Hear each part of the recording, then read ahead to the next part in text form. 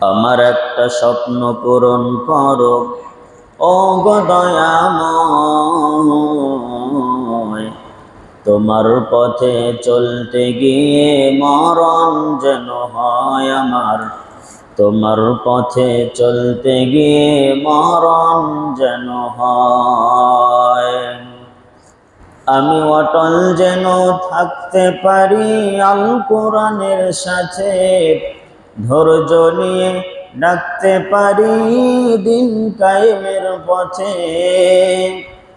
আমি অটল যেন থাকতে পারি আল কোরআনের সাথে, ধৈর্য নিয়ে ডাকতে পারি দিন কায়েমের পথে।